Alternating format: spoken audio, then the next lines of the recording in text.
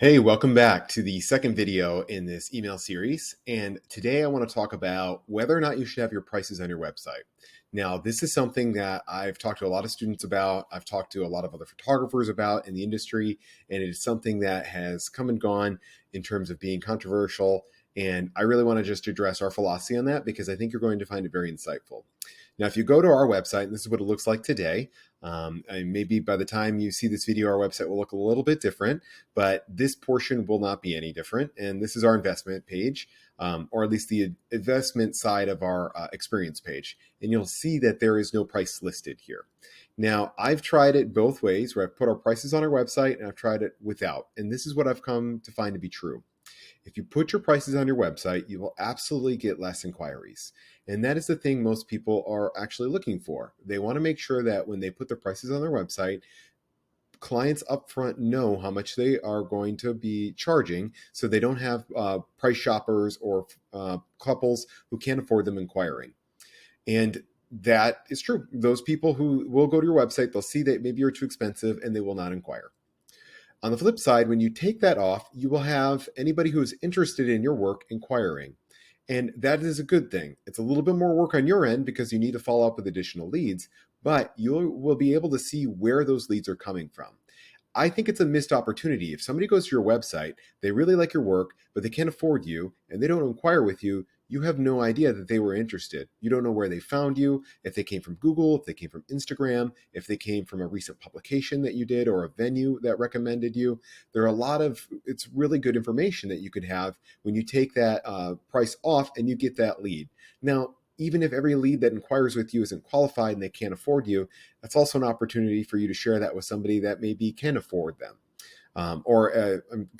Maybe another photographer who is in their price point. So you have the opportunity to still serve them and still treat them and still create a good reputation for your brand, and you get to help a friend out.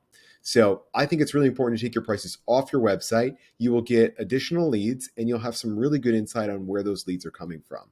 Now, it's important for you to keep track of those leads, and it's something that we go through with our students, is that I share our KPI process where we record every lead that comes in. So I'm able to look at, the following year. I can say, let's say, for example, the month of July, we had a lot of extra leads come in through social media. So I know that that's a good time for us to really push our social media and try to get more of those leads in the door, because we know that the place that we're getting them is coming from social media. And that leads me to another point. If you invest money into marketing, let's say you decide to pay for a membership with a magazine publication, you'll want to know if those leads that are coming in through that publication are worth your time and money. If you are paying for that and you're getting leads, but they can't afford you, that's something you'll really want to know when it comes time to decide if you want to renew with that magazine next year, or maybe invest that money somewhere else in your business. Now, one thing I will like to share with you is that when people do inquire, we do give them our prices right away. So, and that is something as simple as sharing the starting out price, or we maybe even send them the wedding investment guide at that point. We don't withhold that information from anyone.